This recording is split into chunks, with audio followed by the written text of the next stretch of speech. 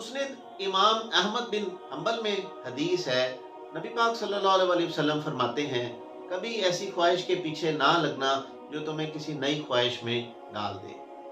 लोगों के अलल्ले तलल्ले, ख्वाहिशें, परेशानियां और हवस इतना ज़्यादा बढ़ चुका है कि उनका कल्बी सुकून, इत्मीनान, रूहानियत और ज़ौक़ ख़त्म हो चुका है। दौलत ही दौलत है उनके दिमाग में, बस दुनिया ही दुनिया बची है, बाकी हर चीज़ को नफ्स का सांप डस चुका है।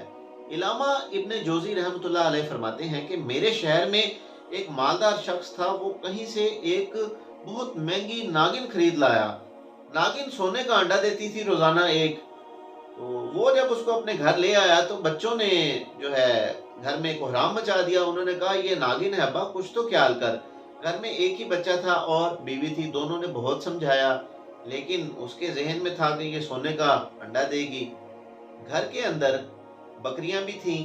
एक बकरी को एक दिन नागिन ने डस लिया। तो बीवी और बच्चे समझाने लगे, अब्बा कुछ तो ख्याल कर, ये नागिन है, फितरत कभी तब्दील नहीं होती। सुल्तान बाहू ने क्या खूब फरमाया है, खारे खूह कदी मिठे नहीं थींदे, भावे सै मन्ना गुड़ पाइए, ते सपा दे पुत कदी मित नहीं थींदे, भावे चूलियां दूध पियाइए। अब वो बकरी को जब डस लिया नागिन ने, तो बच्चे उसको समझाने लगे। तो कहता है कि बकरी कितने की है? उन्होंने कहा 6 दिनार की। और अंडा कितने के है? 50,000 दिनार का।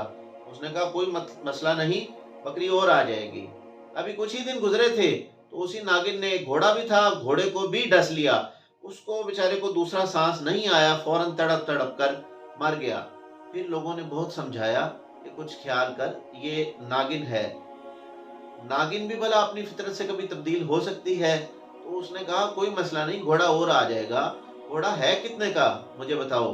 उन्होंने कहा 20 दिनार का। उन्होंने कहा कोई मसला नहीं, अंडा कितने का है? 50,000 दिनार का। फिर कुछ वक्त गुजर गया। बकरियों को चारा डालने के लिए जो वफादार मुलाजिम था, बहुत पुराना, बहुत अरसे से, उसको एक दिन नागिन ने डस लिया। सेहन में वो तड़प तड़प कर मर गया।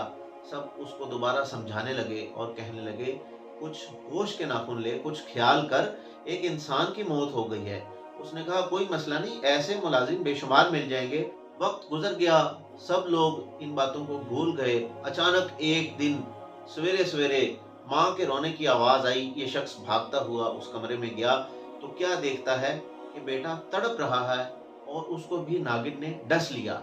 माँ कहने लगी, देख तेरे सोने के अंडे बच गए, लेकिन मेरा बेटा वो आज उस नागिन के हत्थे चढ़ गया और उसने उसको भी डस लिया।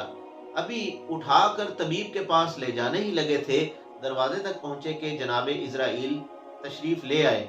घर में एक कोहराम मच गया। वालिद के लिए अपने बेटे का जनाजा उठाना सबसे मुश्किल काम है।